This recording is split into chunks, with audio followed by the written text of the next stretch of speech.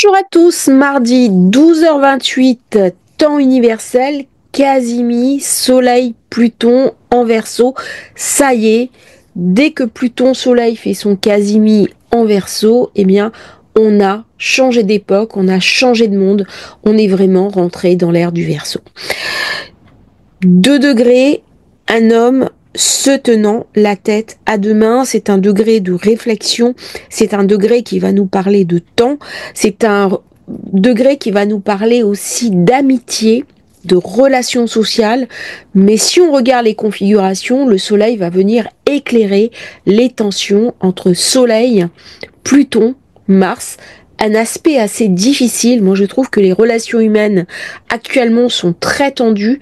Je vois bien, je reçois énormément de commentaires qui sont adorables. Je vous en remercie. Et puis, de temps en temps, au milieu, il y a un commentaire très dur, très agressif. Et là, je sens la pointe de Pluton en Mars. Ça me fait sourire. Mais ça me fait presque du mal pour la personne qui envoie ce commentaire. Parce que je me dis, voilà, elle est complètement sous l'emprise de Pluton-Mars.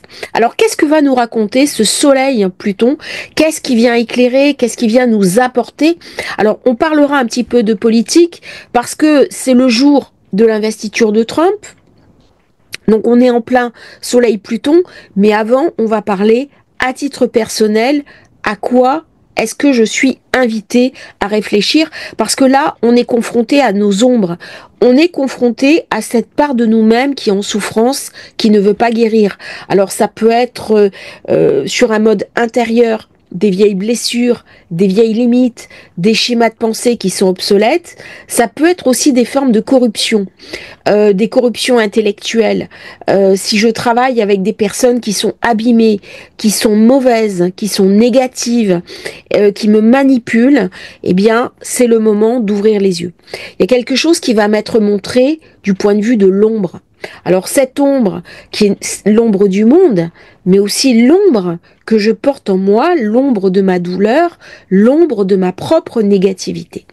Et là, dès que j'ai Soleil qui arrive sur Pluton, on est dans les dieux des enfers, c'est comme si d'un coup on ouvre une torche de sécurité. Vous savez, quand on navigue, qu'on est marin, si vous êtes en difficulté au large, eh bien vous ouvrez une fusée de détresse et la lumière revient dans la nuit.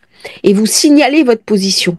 Eh bien, c'est un peu ça à quoi me fait penser Soleil-Pluton, alors même qu'on va avoir le 21 janvier un alignement dans le ciel. Alors, l'alignement, si on regarde bien les positions planétaires, il n'y a pas d'alignement zodiacal, c'est une vue de l'esprit, c'est-à-dire en regardant le ciel, on va avoir l'impression que les planètes se succèdent visuellement. Par contre, l'énergie, elle est complètement sous l'égide de ce Casimir qui va nous inviter à une profonde introspection. Qu'est-ce que je dois remettre en question au niveau de mes liens sociaux, au niveau de mon rapport au monde, au niveau de mes projets? Qu'est-ce qui ne marche plus? C'est un Casimir qui invite toujours à faire le point, à faire la balance entre mes acquis, mes avoirs, ce que je veux mettre en œuvre dans ma vie, parce qu'on est dans la zone 11, on est dans la zone des projets, on est dans la zone des projections, on est aussi dans la zone de l'avenir. Quels moyens je me donne pour rentrer dans ce 21e siècle qui arrive à pas de géant? Eh bien, on voit bien comment certaines réponses ont été erronées et comment la nature a repris ses droits de manière fulgurante. C'est une invitation à réfléchir. C'est une invitation à réfléchir sur les grands enjeux du monde, mais aussi sur les grands enjeux de ma vie tels qu'ils se présentent à moi. Et chaque fois dans l'année, quand j'ai le soleil qui arrive à Pluton, il m'invite à une remise en question, une remise en forme de mes impératifs, de mes objectifs, à prendre quelques instants, un papier, un crayon, pour réfléchir à mes désirs les plus profonds et comment je peux y donner forme, comment je peux y donner corps. Là, on n'est plus dans le masque. Je suis confrontée à mes ombres personnelles qui rentrent en synergie avec les ombres du monde. Si à l'intérieur de moi, j'ai un sentiment de malheur, de souffrance, de douleur, ça va se mettre en synergie avec la souffrance et la douleur du monde. Si par contre, à l'intérieur de moi, j'ai trouvé un espèce de paix, de sérénité, de quiétude, alors même que le monde est difficile, il ne s'agit pas de dire, voilà, vis la plus belle manière ma vie. C'est pas ça. C'est un espace de sérénité, un jardin intérieur, un petit peu comme un Éden. Eh bien, à l'extérieur de moi, je vais mettre en place des moyens pour accéder à une forme d'Éden. C'est-à-dire que le monde que je vis autour de moi est aussi le reflet d'une conception intérieure. Parce que si à l'intérieur de moi, il y a un jardin, je vais avoir une impossibilité à vivre l'enfer autour de moi. Il faudra que je change, que je modifie ma situation. Peut-être que je me déplace, que je change de travail, que je change tous mes registres. Et c'est là où Pluton intervient en tant qu'agent de transformation. Il me raconte l'impermanence des choses, qui est une philosophie profondément bouddhiste. Rien ne dure. Tout est sujet à disparition. Lorsque j'avais 6 ans, j'ai vécu une expérience très particulière de l'ordre de Soleil-Pluton. J'étais en voyage à Bali avec mes parents. Je vivais en Nouvelle-Calédonie, je suis née en Nouvelle-Calédonie. Et là, on avait, entre deux avions, quelques jours. Et on a été pris dans une procession.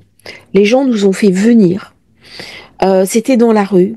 C'est le genre de choses qui n'existe quasiment plus actuellement.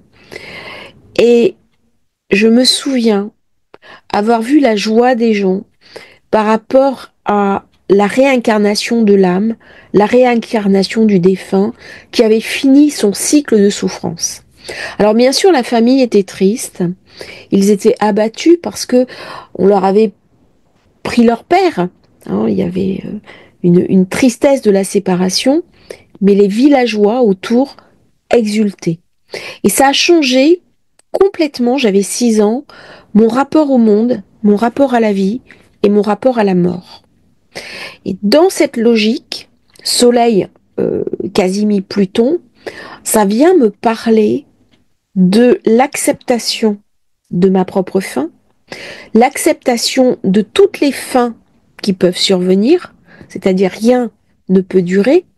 On l'a vu à Los Angeles, mais les temps anciens ont vu des très grandes cités disparaître, comme Pétra, comme Pompéi.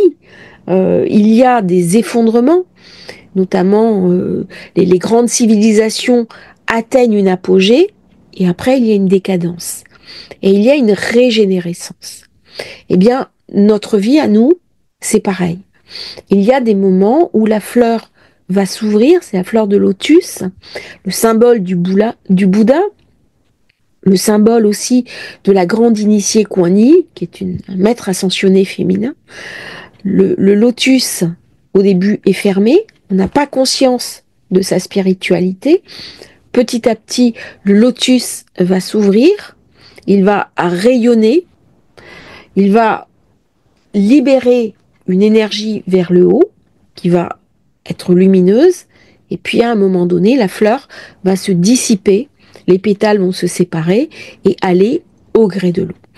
Eh bien, notre vie, c'est pareil. Et à un moment donné, si ça ne marche plus, si ça ne fonctionne plus, si je ne suis pas heureux ou heureuse là où je me trouve, eh bien, je suis invitée à faire le point, peut-être trouver des solutions optimales pour me sortir d'une situation dans laquelle je me suis enlisée. On est tout l'inverse de la situation où je vais me victimiser. C'est-à-dire que Soleil-Pluton vient me dire, ok, dans ta vie, cela n'a peut-être pas été facile. Tu n'as peut-être pas eu toutes les chances que tu aurais voulu. Mais où tu regardes ta vie, en regardant ce que tu possèdes au niveau de tes qualités intrinsèques, tu prends confiance dans ton destin, tu prends confiance dans ton essence propre, tu regardes ce qui ne marche plus et tu décides d'emprunter un autre chemin. C'est dans ce sens-là que Soleil-Pluton vient éclairer les ombres intérieures. Parce que sinon, on a tendance tout autant que nous sommes à accuser le destin, à accuser la fatalité d'une certaine manière en disant mais si j'avais eu ça ou si j'avais eu ça, ma vie serait complètement différente et donc on a tendance à se victimiser. Alors c'est plus ou moins fort suivant les âges de la vie. Avec la maturité, on a tendance à explorer un autre cheminement en disant eh bien voilà, je peux aussi par certains outils, le développement personnel, la méditation, la conscientisation, l'astrologie de relocalisation, faire tourner sa révolution solaire en fonction de sa date de naissance, de son heure de naissance, de son lieu de naissance, eh bien, tout ça va amener une conception différente du monde et de ma place dans le monde et de ce que j'ai à y faire. Il vient me parler de régénération, c'est un aspect qui vient me parler aussi de rédemption et surtout de résurrection. Me vient le titre d'un ouvrage, La mort n'est pas une fin. Il y a dans l'existence humaine quelque chose de fugace, quelque chose d'infiniment précieux et également d'infiniment fragile. Lorsque j'ai conscience de cette fragilité, qu'à tout moment mon destin peut basculer, eh bien, je prends conscience de la préciosité de la vie.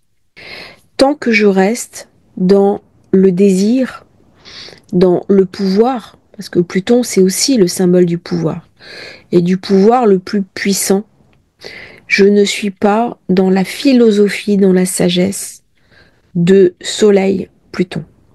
La sagesse de Soleil-Pluton, elle est au-delà de la manipulation plutonienne. Alors la manipulation plutonienne, qu'est-ce que c'est? Eh bien, c'est les plus hauts niveaux de puissance. C'est je suis assis au sommet de l'Everest et j'utilise ma puissance, ma force pour asseoir ma domination sur le monde. On va retrouver chez des individus de pouvoir, alors que ce soit économique, que ce soit politique, ou alors certaines éminences grises qui vont tirer les ficelles un petit peu dans le dos, ce genre de configuration. Ça va me ramener aussi une forme de corruption. Ça va me ramener aussi ma capacité à vendre mon âme au diable pour avoir le pouvoir. J'en ai déjà parlé dans une vidéo sur un Casimi Soleil-Pluton. Ça parle également du mythe de Faust. C'est-à-dire, je vais vendre mon âme au diable, je vais vendre la part la plus précieuse de moi-même, que je ne vois pas, à laquelle je n'ai pas accès, pour quelque chose d'illusoire, à savoir l'or, la richesse, la puissance.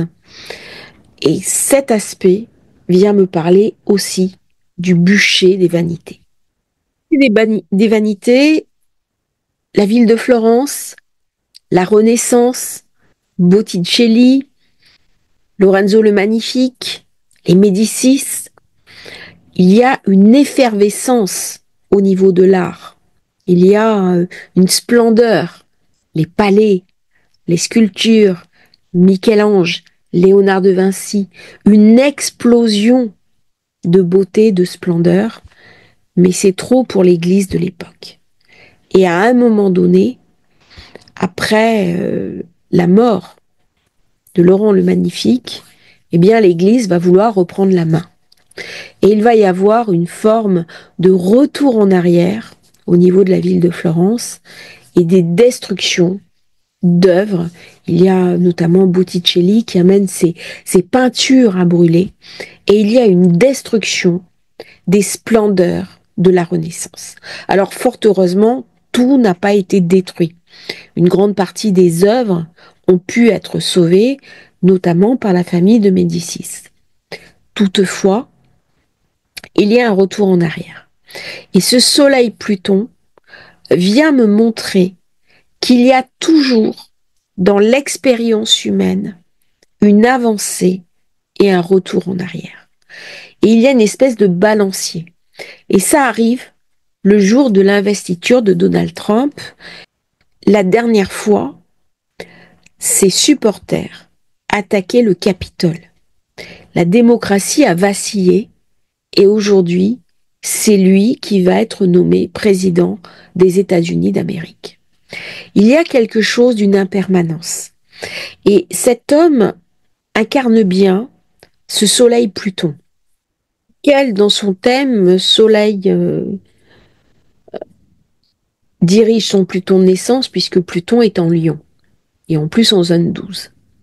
Donc j'en avais parlé dans une vidéo, les secrets, la puissance secrète, mais aussi une personnalité très clivante, très controversée.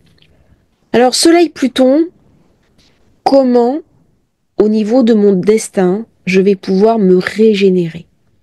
C'est tout ce qui est renaissance après une épreuve. C'est-à-dire que la vie va nous attaquer, elle va nous amoindrir, elle va nous déposséder. Alors que ces dépossessions se passent au niveau de nos affects, au niveau de nos enfants, parce qu'on les voit grandir, on les voit s'éloigner, que ce soit au niveau de notre travail, on peut perdre un travail, ne pas en retrouver, que ce soit au niveau argent, au niveau des expériences de vie, au niveau de la santé. Et nous avons comme ça des crises successives qui vont nous amener à grandir, à nous transformer, à nous adapter, à choisir un chemin de vie. Et le chemin de vie que nous avons choisi ou que nous avons subi, parce qu'avec Soleil Pluton, il peut y avoir une forme de dépossession de moi-même. Eh bien, mon histoire de maintenant est la résultante de mes choix passés et en particulier de mes erreurs passées, j'ai envie de dire pour 90% des personnes. Le plus souvent, nous sommes la résultante d'un cheminement avec des erreurs. Un certain nombre de personnes est la résultante de choix positifs qu'on aura effectués dans le passé. Mais la nature humaine est ainsi faite que le plus souvent, eh bien, dès qu'il s'agit de Pluton et de Soleil, je n'arrive pas à accéder à la profondeur suffisante pour avoir la bonne réponse de ce que je dois transformer absolument en moi pour accéder à la puissance de cet aspect. Alors dans ces configurations-là, Soleil, Pluton, Lune, c'est dur. On est dans quelque chose qui est brutal. J'en ai parlé de mardi, journée difficile, et ça vient renforcer bien sûr cette opposition au Soleil. Opposition au Soleil, opposition à Mercure, et on voit bien comment les oppositions à ce que je suis au plus profond de moi peuvent m'empêcher à être moi-même. Eh bien, avec Soleil-Pluton, on est invité à se reconnecter sur son propre pouvoir, sur sa propre autonomie, sur sa propre indépendance. C'est-à-dire que trop souvent, je suis ce que les autres attendent de moi. Je suis pour être conforme à ce que les autres attendent de moi. Or, nous avons de plus en plus d'individus qui ne sont pas conformes. Je pense des personnes qui sont neuroatypiques, des personnes ayant des traits autistiques, Asperger, des personnes qui ont un TDA. Eh bien, toutes ces personnes ont capacité et vocation à amener une richesse incroyable au monde en amenant un mode de pensée totalement différent, carrément visionnaire, et pour répondre surtout à des questions essentielles que nous sommes invités à nous poser. C'est ce qui vient de se passer à Los Angeles. Une grosse partie du Los Angeles rayonnant est détruite. Pacific Palisades, Santa Monica, Malibu, des ateliers d'artistes, des gens de renom, tout perdu. La question, c'est qu'est-ce que ça vient nous raconter au niveau d'une sagesse qu'on a occultée. Alors, je lisais un article ce matin que Google m'a proposé, que j'ai trouvé très intéressant. C'est que avant, dans la région, il y avait des Indiens qui géraient la ressource, qui déboisaient et qui vivaient en symbiose avec leur environnement. Ce n'est plus le cas actuellement. C'est-à-dire que nous avons tendance à nous positionner en tant que conquérants de l'espace. On va imprimer notre modèle de société, on va imprimer notre volonté au milieu. Et à un moment donné, les deux vont s'entrechoquer. C'est le milieu qui gagne. C'est-à-dire que quand j'ai une tempête, quand j'ai un typhon, un cyclone, eh bien, je suis bien obligée de ployer, un petit peu comme les arbres qui vont être déracinés. Soleil-Pluton, je suis invitée à regarder ce qui se passe et à prendre une certaine sagesse par rapport au milieu environnant. Je ne peux pas tout maîtriser. Il vient aussi me parler de toute puissance. La toute puissance, c'est un comportement de l'enfant qui, à un moment donné, va découvrir qu'il a puissance sur son corps et qu'avec cette puissance sur son propre corps, il peut inquiéter sa mère, inquiéter ses parents et prendre le pouvoir sur eux. Donc il va découvrir la toute-puissance. Et cette toute-puissance, ça va enclencher chez lui une onde de satisfaction puisqu'il devient maître de son milieu. Alors l'éducation va permettre de réfréner la toute-puissance de l'enfant qui est invité à s'inclure dans le milieu familial où il y a un certain nombre de règles. Alors il peut y avoir aussi une fratrie, donc c'est important qu'il respecte les frères et sœurs, les besoins de chacun, mais qu'il prenne aussi sa place d'enfant, puisque ça va le préparer aux apprentissages, notamment à l'école. Si dans une éducation, la personne n'a pas suffisamment exprimé sa toute-puissance, a été trop réfrénée, eh bien il y a le risque qu'une fois devenue adulte, elle recherche la toute-puissance pour combler le manque de l'enfance. À l'inverse, si l'enfant a été enfant roi, voire enfant tyran, eh bien, il va garder cette idée de toute puissance et de volonté de contrôler le milieu. Et là, on va retrouver un certain nombre de personnages, notamment les pervers narcissiques.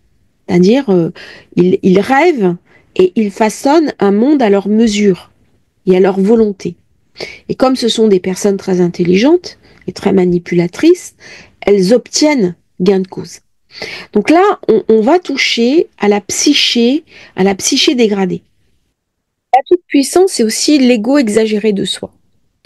Ça ne veut pas dire que je ne cherche pas à me montrer ou à me mettre en valeur.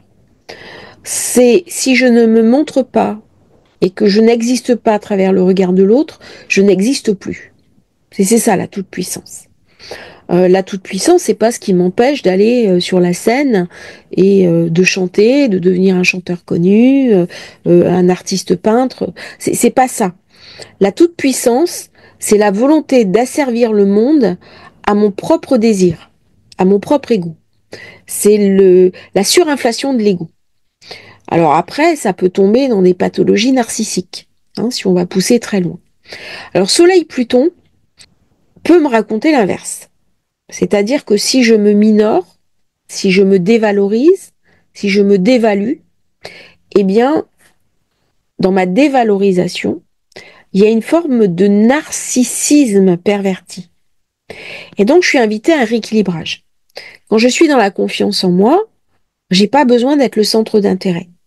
Ni en positif, ni en négatif, je prends ma place, je fais ce que j'ai à faire. Je suis en puissance par rapport à moi-même. Et quand je vais, en tant que thérapeute, par exemple, rencontrer des personnes, je vais les aider à se renarcissiser et accéder elles-mêmes à leur propre confiance en elles. Dès que vous avez des personnes qui dévalorisent les autres, qui cherchent à amoindrir l'autre, c'est ce que Eric Berne racontait hein, dans les formes OK+, OK-, alors, c'est intéressant, hein, tous les OK+, OK-, c'est-à-dire OK+, je suis en confiance avec moi, et OK+, je mets l'autre en confiance avec lui. OK-, OK+, c'est-à-dire l'autre est en confiance, mais moi, il me dévalorise, et j'accepte d'être dévalorisé, ou l'inverse. Si je suis OK+, et l'autre OK-, moi, je suis tout puissant, et l'autre, eh bien, il est quantité insignifiante. Et OK, eh bien, nous sommes deux losers de la vie. Alors, c'est intéressant de voir, quand on est en rendez-vous, par exemple, comment va s'équilibrer l'échange.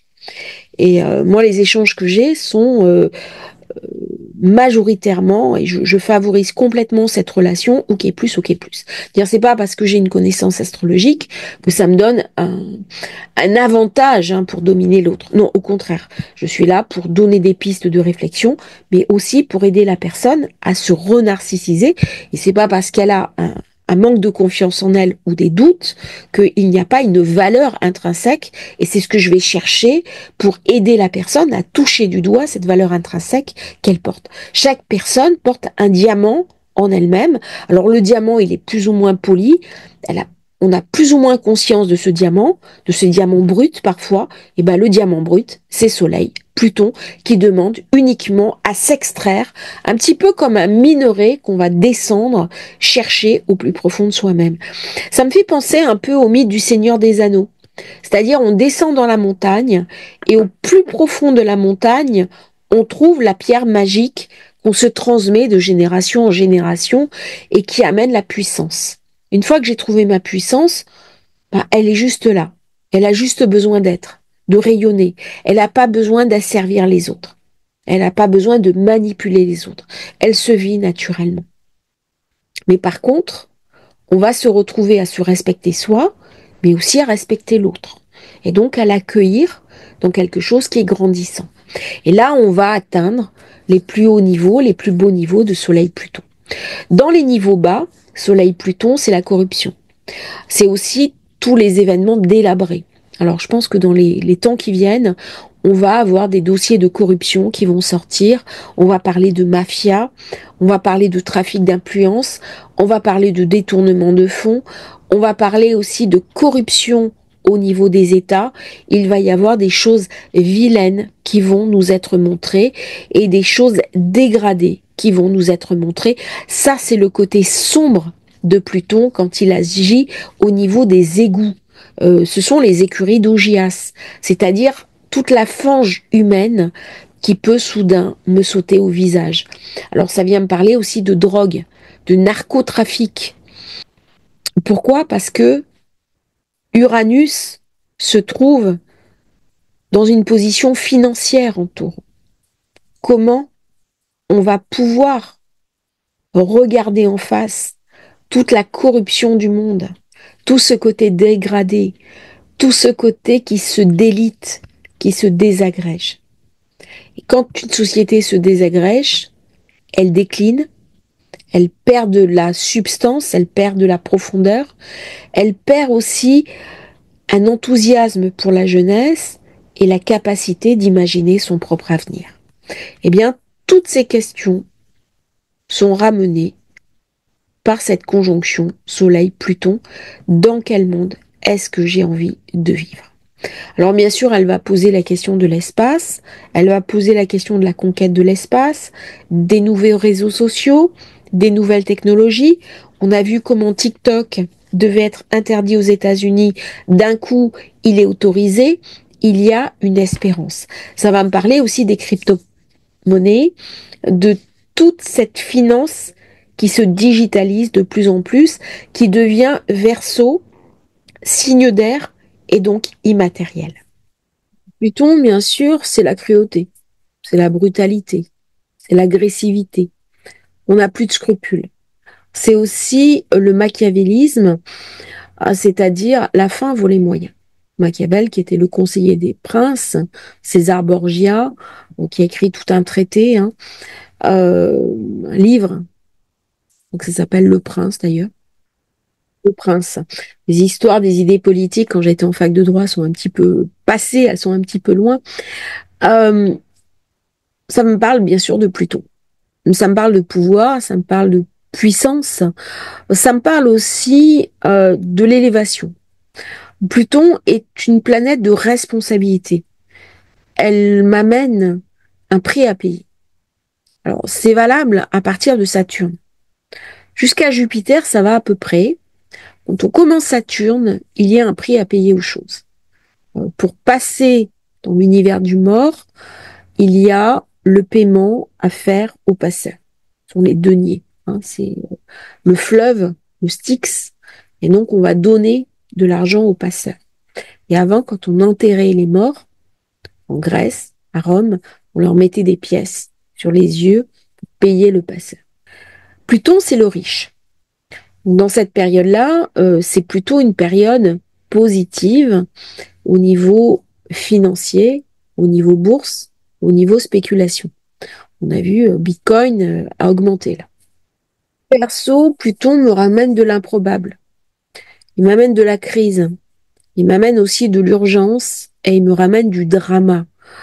C'est pas possible de passer une vie, une existence sans une maladie, un accident, un contretemps, quelque chose qui vient briser notre vie. Il y a des gens quand même qui sont plus attaqués que d'autres. C'est une réalité, mais il y a quasiment aucune personne qui va passer l'existence sans aucun de ces événements déclencheurs qui, à un moment donné, vont nous laminer. Que ce soit un divorce, que ce soit une perte d'emploi, que ce soit une désillusion affective. Souvent, c'est en lien d'ailleurs avec les affects. Chez Pluton, il y a une espèce de profondeur intérieure qui est du domaine de l'âme. On va toucher à quelque chose qui va nous polir, qui va complètement nous changer, qui va totalement nous transformer. Alors, sur Pluton, j'ai parlé des aspects négatifs avec Mars. Au niveau des cartes du ciel, c'est assez surprenant quand Pluton arrive en conjonction avec une planète, parce que il peut très bien ramener des choses très positives, alors même que Pluton fait un aspect négatif avec la planète. J'ai eu plusieurs fois le cas. On s'est aperçu hier au soir, par exemple, qu'avec mon compagnon, ça fait 25 ans que ça dure, eh bien, il m'a rencontré, passage Pluton sur son Mars de naissance. Mars était carré à son Pluton natal. Donc, il a un carré Pluton-Mars, ce qui donne quand même un caractère bien trempé. Et la première rencontre avec moi, puisque ça s'est fait dans le temps, ça s'est fait après le passage Pluton-Mars, une fois qu'il a été sorti de l'orbite, mais Pluton sur son Mars de naissance. Et donc, Pluton nous amène des choses complètement anachroniques, des choses qu'on n'aurait pas prévues, des choses qui sont totalement différentes, parce qu'il va nous obliger à toucher du doigt la part la plus insaisissable de nous-mêmes et nos fondamentaux absolus. C'est-à-dire que si pour moi, le plus important, c'est l'argent, il va m'inviter à aller vers ce chemin. Si c'est l'affect, il va m'inviter à aller vers ce chemin. Il va me dépouiller de quelque chose pour me dire attention, qu'est-ce qui a le plus de valeur pour toi? Par contre, il y a une forme de menace. Alors cette menace, elle est plus ou moins directe en fonction de mon niveau d'évolution. Et c'est ce qui s'est passé là. Dans chaque fois qu'il y a des crises climatiques, si le milieu environnant n'a pas suffisamment tenu compte des risques climatiques, des risques de positionnement, eh bien, à un moment donné, Pluton se fâche et la destruction arrive. Il y a un prix à payer. C'est peut-être le prix du bonheur aussi. C'est-à-dire que pendant X années, j'ai été très heureuse à un endroit ou très heureux à un endroit, mais à un moment donné, rien ne dure et rien ne perdure. On est dans la destruction des mondes. C'est-à-dire tout est appelé à se dissoudre, à disparaître pour renaître sous une autre forme et une forme qui est régénérée. Et c'est là où on peut parler de transformation et de rédemption. C'est même une planète qui me parlera de réincarnation, pour aller très loin dans la logique. C'est la mise à mort. La mise à mort de Pluton. La mise à mort de notre part d'ombre, la mise à mort du mal. Mais comment je vais le faire renaître? Là, il y a quelque chose qui demande à être régénéré. Alors, je vous invite à regarder dans votre thème de naissance dans quelle zone ça se situe. Pluton, si vous êtes impacté profondeur, il va y avoir une transformation si vous vous connectez avec ses énergies éminemment puissantes. Regardez la maison où tombe cette conjonction. Parce que là, c'est une lampe de poche. C'est un éclairage absolu pendant quelques jours. Vous avez une opportunité incroyable de voir les choses autrement et qu'elles s'éclairent complètement différemment pour vous en fonction de la maison où va se situer cette conjonction. On va parler maintenant quelques instants de l'élection, la nomination du nouveau président élu aux États-Unis parce que ça va changer l'approche du monde, ça va changer les rapports au sein de l'OTAN, ça va avoir des modifications au niveau géopolitique, géostratégique. Pluton, c'est aussi la Chine. Comment les États-Unis vont se situer vis-à-vis de la Chine, vis-à-vis de la Russie, vis-à-vis des BRICS, vis-à-vis des crypto-monnaies? Est-ce que le nouveau président va accepter une perte de puissance de la monnaie nationale qui est le dollar au profit des crypto-monnaies, au profit des BRICS? Tout ça, ça va être des questions qui vont être posées dans les semaines qui viennent. Accord sur les otages à Gaza. Il y a déjà 3 otages qui sont revenus, des libérations au niveau des Palestiniens et surtout un cessez-le-feu. Un cessez-le-feu qui peut devenir définitif avec une reconstruction. Donc, on cicatrise les douleurs, les plaies qui ont été ouvertes. On tente de passer à autre chose. Qu'est-ce qui va se passer au niveau de l'Ukraine? Certes, hein, pour l'Ukraine, mais à chaque fois, le 1 degré, 2 degrés sont activés. Alors forcément, Soleil-Pluton, il y a quelque chose de nouveau qui va être montré. Il y a quelque chose qui va être éclairé. Et là, il y a eu des pourparlers, une signature avec l'Angleterre, le Royaume-Uni, d'une alliance. Une alliance pour les 100 ans qui viennent. Alors même que Trump n'est pas encore nommé. Et là, ça s'est fait très rapidement pour qu'il n'ait pas son mot à dire. Donc forcément, ça va avoir des conséquences. Je crois que c'est le pays qui va être le plus impacté par cette conjonction, Soleil-Pluton. Il y a l'Arabie Saoudite aussi hein, qui est impactée par ce degré. On n'en parle pas beaucoup hein, d'ailleurs de l'Arabie Saoudite. Je suis assez surprise parce que pourtant c'est un pays qui compte énormément maintenant au niveau de la finance internationale. Mais ça reste assez discret. On n'en parle pas. Les choses cachées, c'est Pluton. Vous voyez, c'est secret. Ce n'est pas dévoilé. Et là, malheureusement, le Soleil, il vient mettre un coup de torche dans les yeux de Pluton. Et oui. Alors Pluton porte un masque. Hein. Il porte un masque d'invisibilité. Et comment je fais pour voir ce qui est invisible? C'est Harry Potter. Donc il faut que j'ai un écran. Sinon, je peux pas voir ce qui est invisible. Comment je vais voir mes douleurs intérieures? C'est pas lisible pour mon entourage.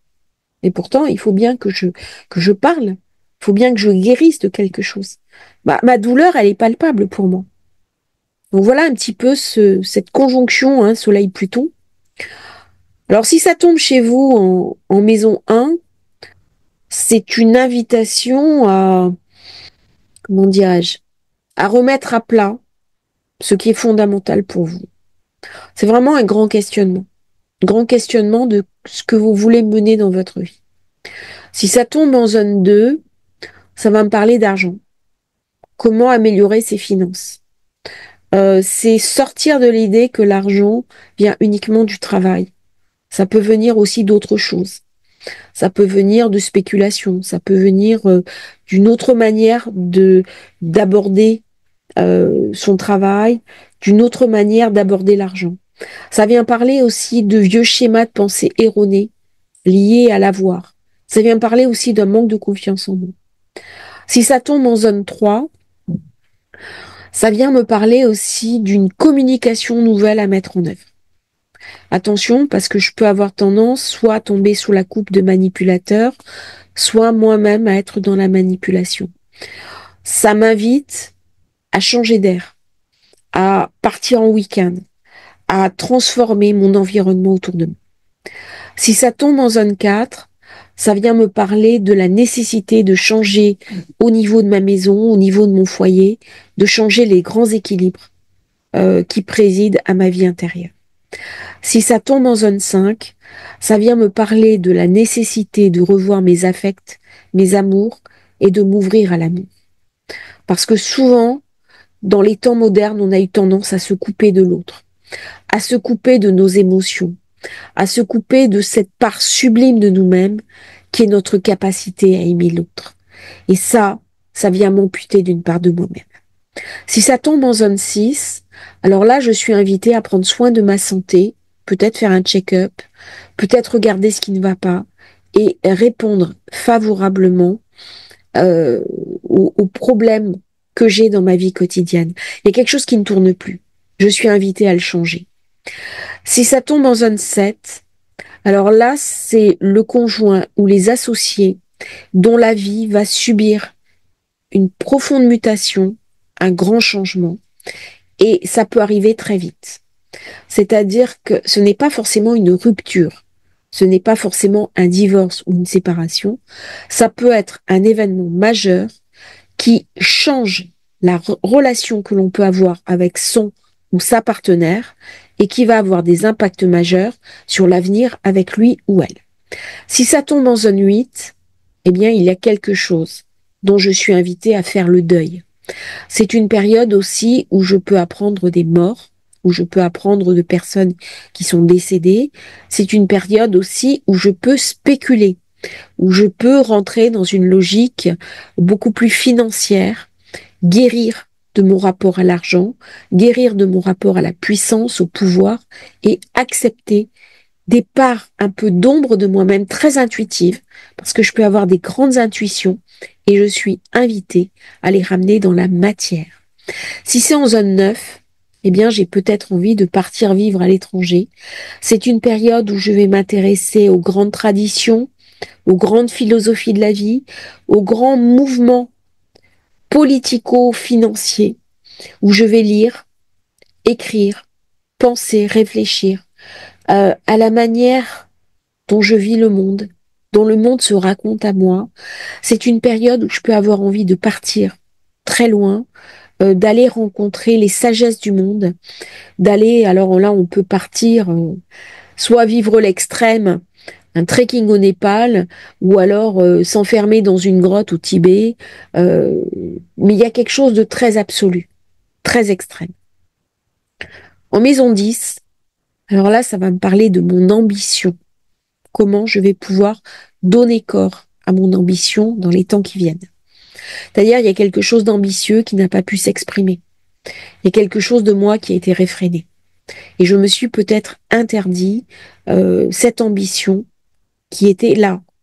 Mais pour des raisons d'idéologie, pour des raisons culturelles, pour des raisons peut-être éducatives, je n'ai pas suffisamment laissé de place à mon ambition et donc je l'ai réfrénée. Et j'en ai souffert. Donc comment je vais pouvoir accéder à un autre statut, à un autre niveau de vie, à une autre position de leadership. Si c'est en zone 11, ça correspond bien sûr à la zone Verseau, c'est l'idéal, ma capacité à réenchanter mon futur, à imaginer un futur différent. Une capacité à me poser les vraies questions sur ce qui est fondamental pour moi et ce qui est subsidiaire. Comment passer à autre chose? Alors là, par contre, ça va amener des désillusions au niveau des amis, des amitiés, des gens avec qui je n'ai plus grand-chose à dire, plus grand-chose à partager, qui vont quitter ma vie. Là, ça va me montrer que mes amis, des fois, sont avec moi pour les mauvaises raisons. Ça peut me montrer aussi des personnes délabrées de mon entourage, des personnes qui ne sont pas honnêtes, des personnes manipulatrices. Et si c'est en zone 12, eh bien là, je suis invitée à me connecter sur la partie la plus absolue de moi-même, la plus transcendante, à guérir de mes douleurs, à guérir de mon transgénérationnel, à guérir de ce qui m'empêche d'avancer pour aller vers la part la plus absolue de moi-même.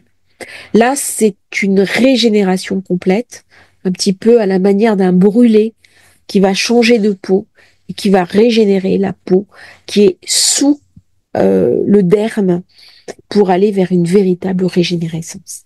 Et là, on m'invite à changer complètement de cap, à guérir des très vieilles blessures, à regarder mes souffrances en face et à passer à autre chose. Voilà un petit peu le brossage de ce Casimir Soleil Pluton par rapport au secteur de ma vie. Je vous remercie d'avoir suivi cette vidéo. J'espère qu'elle vous aura intéressé. Si vous souhaitez commander votre thème de naissance, votre révolution solaire, votre agenda astrologique, vous avez le lien dans la description. Et à bientôt pour un nouveau partage sur Astrologie Facile. Merci de votre fidélité. Merci pour vos commentaires qui sont très nombreux. Je m'excuse, je les lis tous. Je n'ai pas forcément le temps d'y répondre en ce moment, mais ça me touche infiniment. Merci pour vos gentils mots. Merci pour vos soutiens. Merci pour vos commentaires adorables. Bonne journée à tous. Bon Casimir, Soleil Pluton et à bientôt pour un nouveau partage sur Astrologie Facile.